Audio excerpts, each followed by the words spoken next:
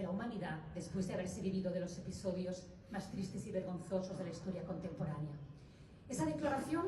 cada ciudad, luego también cada país, la ha ido desarrollando en sus constituciones y la ha ido implementando en sus ayuntamientos, en sus comunidades, en sus gobiernos estatales, para poder desplegarla en toda su efectividad. Y así lo ha querido hacer Barcelona, una ciudad que desde siempre ha abrazado la diversidad, la inclusión, el respeto, la convivencia, la tolerancia, valores tan importantes que debemos reivindicar en estos momentos en los que precisamente el crecimiento de los discursos del odio, de fomentar la discriminación hacia los diferentes, pues realmente está en un auge peligrosísimo y que debemos ser capaces de intervenir. Para ello, Barcelona pues está llevando a cabo todo tipo de programas educativos en favor de la tolerancia. También está utilizando la tecnología para identificar contenidos dañinos para las personas, porque precisamente esta, digamos, tendencia que se ha dado hacia la discriminación, lo que está haciendo dañando, no solo a nivel emocional a las personas, sino también a los grupos sociales, a los colectivos que intentan integrarse en una ciudad. Y por lo tanto, los ayuntamientos no podemos girar la espalda y tenemos que ser conscientes que se ha de afrontar con determinación, con rigor, con seriedad a través de programas educativos. Nosotros estamos llevando a cabo un programa que se llama Barcelona, Ciudad Antirracista, que son precisamente políticas públicas pensadas y ejecutadas por parte del Ayuntamiento con la colaboración de todas las entidades que conforman el entramado social en la ciudad, que luchan de manera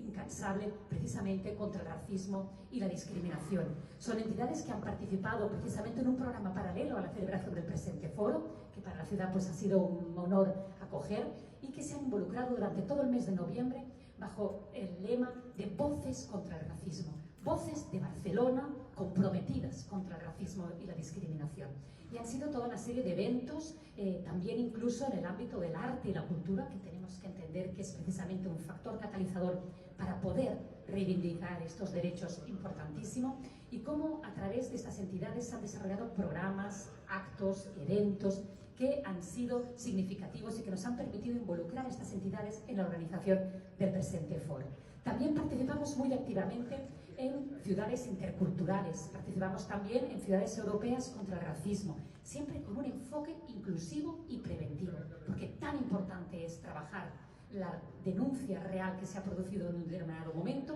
como la prevención para que esto no suceda. Luego también estamos en el Foro Universal de las Culturas, creemos que es un centro de diálogo global importantísimo, en el cual pues, se están desarrollando programas de integración y participación muy importantes. Tenemos también en Barcelona lo que denominamos la Oficina contra las Discriminaciones, que tiene un observatorio de discriminaciones en el cual este año se han registrado 865 denuncias, 203 de ellas por origen o nacionalidad. Barcelona registra y tiene a pie de calle una oficina en la cual atiende a todas las personas que han sido discriminadas o que han sufrido algún tipo de atentado contra su dignidad a nivel racial, para que puedan también ponerlo en conocimiento de la administración. Y en esta línea, a la vista de que muchas de esas conductas quedaban impunes o que en cierto modo no quedaban protegidas, estamos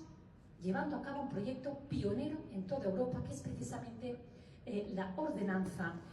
para fomentar la igualdad de trato y no discriminación. Una ordenanza municipal que va a permitir precisamente sancionar administrativamente todas esas conductas que quizás no eran tipificables penalmente, pero que sí atentan contra la integridad y la dignidad de las personas y que debemos ser capaces de perseguir y penalizar. Por lo tanto, y a modo ya pues, de conclusión, Barcelona está implicada en la sensibilización, en el empoderamiento de las personas que están sufriendo las discriminaciones, en su acompañamiento, en su protección y sobre todo en erigirse como auténtico motor de defensa de los derechos humanos.